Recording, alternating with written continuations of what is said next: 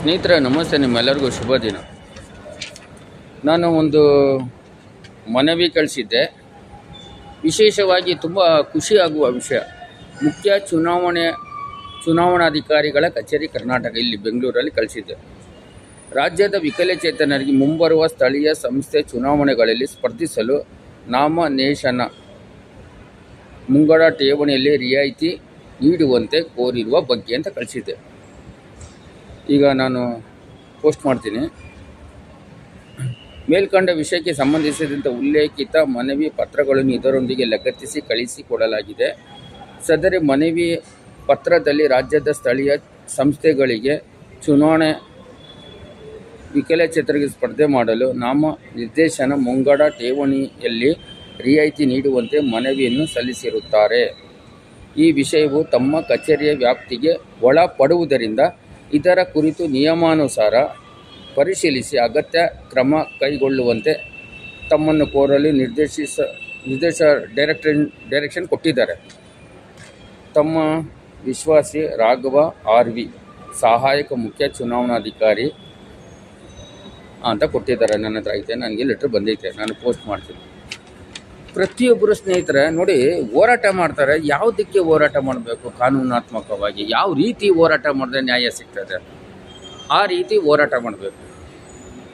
ಹೋಗಿ ಒಂದು 10 ಜನ 100 ಜನ 200 ಜನ ಕೂತ್ಕೊಂಡು ಫ್ರೀಡಮ್ ಪಾರ್ಕಲ್ಲಿ ಹೋರಾಟ ಮಾಡಿ ನಿಮ್ಮ ವೈಯಕ್ತಿಕ ನಾನು ಇಲ್ಲ, ನೀವು ಮಾಡಬೇಡಿ, ಇದೇ ಸರಿ ಅಂತ ಹೇಳ್ತಾಯಿಲ್ಲ. ಆದರೆ ಕಾನೂನಾತ್ಮಕವಾಗಿ ಸಂವಿಧಾನದ ಶಿಲ್ಪಿ ಡಾಕ್ಟರ್ B.R. ಅಂಬೇಡ್ಕರ್ ಹೇಳ್ತಾರೆ, ಲೇಖನದ ಮೂಲಕ ಕಾರ್ಯನಿರ್ವಹಿಸಿ ಅಂತ ಹೇಳ್ತಾರೆ. ಲೇಖನದ ಮೂಲಕ ನೀವು ಕಾರ್ಯನಿರ್ವಹಿಸಿ ನಿಮಗೆ ನ್ಯಾಯ ಸಿಗ್ತದೆ ಅಂತ ಹೇಳ್ತಾರೆ. ಮೊದಲು ನಾವು ಶಿಕ್ಷಣ ಕಲಿಬೇಕು. ನಾವೇನು ಮಾಡಬೇಕು? ಶಿಕ್ಷಣ ಕಲಿಬೇಕು. ನಾವು ಶಿಕ್ಷಣ ಕಲಿಯೋದಿಲ್ಲ, ನಮ್ಗೆ ಅದು ಇಷ್ಟವೂ ಇಲ್ಲ. ಶಿಕ್ಷಣದಿಂದ ಏನು ಸಿಗ್ತದೆ ಅಂತೀವಿ. ಯಾರಿಗೆ ಸಂಬಂಧಪಡುತ್ತೋ ಅವರಿಗೆ ನಾವು ಪ್ರಶ್ನೆ ಕೇಳಬೇಕು. ಯಾರಿಗೆ ಸಂಬಂಧಪಡುತ್ತೋ ಅವರಿಗೆ ನಾವು ಪ್ರಶ್ನೆ ಕೇಳಿದ್ರೆ ನಮಗೆ ಉತ್ತರ ಸಿಗ್ತದೆ. ಸಿಗದೆ ಯಾವುದೂ ಇಲ್ವಲ್ಲ, ಈ ರೀತಿಯಾಗಿದೆ. ಆಮೇಲೆ ವಿಶೇಷವಾಗಿ ಇನ್ನೊಂದು ನಾನು ಈ ವಿಡಿಯೋದಲ್ಲೇ ಹೇಳ್ತೀನಿ. ಗ್ರಾಮ ಪಂಚಾಯಿತಿ, ತಾಲೂಕ್ ಪಂಚಾಯಿತಿ, ಜಿಲ್ಲಾ ಪಂಚಾಯಿತಿ, BBMP ಚುನಾವಣೆಗಳಲ್ಲಿ ಕರ್ನಾಟಕದಲ್ಲಿರುವ ಎಲ್ಲ ವಿಕಲಚೇತನರು, ವಿಶೇಷಚೇತನರು, ಡಿಸಬಲ್ ಇವರೆಲ್ಲರೂ ಸ್ಪರ್ಧಿಸಬೇಕು. ಈಗ ನಮ್ಗೆ ಅದು ಕೊಡಿ, ಇದು ಕೊಡಿ, ಆ ಥರ ಕೊಡಿ, ಈ ಥರ ಕೊಡಿ ಅನ್ನೋದಕ್ಕಿಂತ ಗುರುತಿಸ್ಕೊಳ್ಬೇಕು. ಗುರುತಿಸಿ ಒಂದು ಚುನಾವಣೆಯಲ್ಲಿ ನಿಲ್ಲಬೇಕು. ಈಗ ಏನು ಹೇಳ್ತಾರೆ ಅಂದರೆ, ನಾನು ಇಷ್ಟು ಕೆಲಸ ಮಾಡಿದೆ, ನಾನು ಅಷ್ಟು ಕೆಲಸ ಮಾಡಿದೆ ಅಂತೆಲ್ಲ ಹೇಳ್ತಾರೆ. ನಾವು ಇಷ್ಟು ಕೆಲಸ ಮಾಡಿದ್ದೀವಿ, ಅಷ್ಟು ಕೆಲಸ ಮಾಡಿದ್ದೀವಿ ಅಂತ ಹೇಳ್ತಾರೆ. ಈಗ ನಾನು ಒಂದು ಸಿಂಪಲಾಗಿ ಒಂದು ಉದಾಹರಣೆ ಹೇಳ್ತೀನಿ. ಗ್ರಾಮೀಣ ಪುನರ್ವಸತಿ ಕಾರ್ಯಕರ್ತರು ಅವರವರ ವಾರ್ಡಲ್ಲಿ ನಾನು 10 ವರ್ಷ ಕೆಲಸ ಮಾಡಿದ್ದೀನಿ, 20 ವರ್ಷ ಕೆಲಸ ಮಾಡಿದ್ದೀನಿ ಅಂತಾರೆ.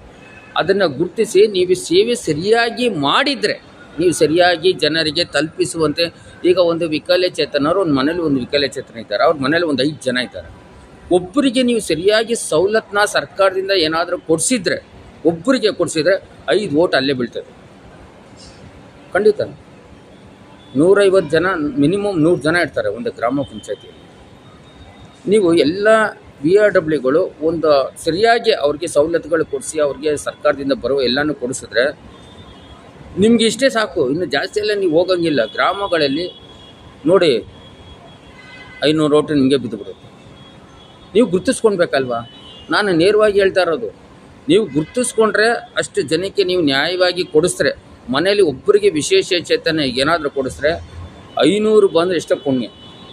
500 ವೋಟು ಒಂದು ಮನೇಲಿ ಒಬ್ಬರಿಗೆ ನೀವು ಸರಿಯಾದ ಸವಲತ್ತು ಕೊಡಿಸ್ರೆ 500 ವೋಟು ಬಂತು. ಇನ್ನೇನು ಬೇಕು ನಿಮಗೆ? 10 ವರ್ಷ ಕೆಲಸ ಮಾಡಿದ್ದೀನಿ, 20 ವರ್ಷ ಕೆಲಸ ಮಾಡಿದ್ದೀನಿ ಅಂತೀರಲ್ಲ, ಇದನ್ನು ಮಾಡಬೇಕು. ಆವಾಗ ನೀವು ಗುರುತಿಸಲ್ಪಡ್ತೀರ. ಗ್ರಾಮ ಪಂಚಾಯತಿಲಿ ಏನು ಹೇಳ್ತಾರೆ, PDOಗಳು ನಮ್ಮನ್ನು ಗುರುತಿಸೋದಿಲ್ಲ, EOಗಳು ನಮ್ಮನ್ನು ಗುರುತಿಸೋದಿಲ್ಲ, CO ನಮ್ಮನ್ನು ಗುರುತಿಸೋದಿಲ್ಲ ಅಂತ ಹೇಳ್ತೀರಿ. ಈಗ ನಿಮ್ಮನ್ನು ಗುರುತಿಸ್ಬೇಕು, ನೀವು ಚುನಾವಣೆಯಲ್ಲಿ ನಿಂತ್ಕೊಳ್ಳಿ. ಗೆದ್ದರೆ ಕೆಲಸ ಬಿಟ್ಬಿಡಿ. ನೀವು ಗೆದ್ದರೆ ಅದನ್ನು ರಾಜೀನಾಮೆನ ಕೊಟ್ಬಿಡಿ. ಗೆಲ್ಲಿಲ್ಲ ಅಂದರೆ ನೀವು ಗುರುತಿಸ್ಕೊಳ್ತೀರಲ್ಲ ಗ್ರಾಮ ಪಂಚಾಯತಿಯಲ್ಲಿ, ಯಾಕೆ ಮಾಡೋದಿಲ್ಲ ನೀವು? ನಾನು ಹೋರಾಟ ಮಾಡ್ತೀನಿ, ಸತ್ಯ, ನಿಜವಾಗ್ಲೂ ಹೋರಾಟ ಮಾಡ್ತಾಯಿದ್ದೀನಿ, ಎಲ್ಲ ಉತ್ತರ ಸಿಗ್ತಾಯಿದೆ.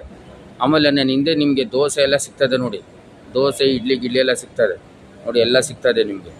ನೀವು ಹೋರಾಟ ಮಾಡೋದ್ರಿಂದ ನಿಮಗೆ ಎಲ್ಲ ಒಳ್ಳೆಯದಾಗುತ್ತೆ. ಅದರಿಂದ ಪ್ರತಿಯೊಬ್ಬರು ಪ್ರಶ್ನೆ ಮಾಡಬೇಕು ಸ್ನೇಹಿತರೆ. ಸ್ಥಳೀಯದವರು ಫಸ್ಟು ನೀವು ಚುನಾವಣೆಗೆ ನಿಂತ್ಕೊಳ್ಳಿ, ಆಮೇಲೆ ಗೆಲ್ಲೋದು ಸೋಲೋದು ಆಮೇಲೆ ನೋಡೋಣ. ಇದು ನನ್ನ ಒಂದು ಚಿಕ್ಕ ವಿಡಿಯೋ. ಎಲ್ಲರಿಗೂ ಒಳ್ಳೆಯದಾಗಲಿ. ಧನ್ಯವಾದ. ಶುಭ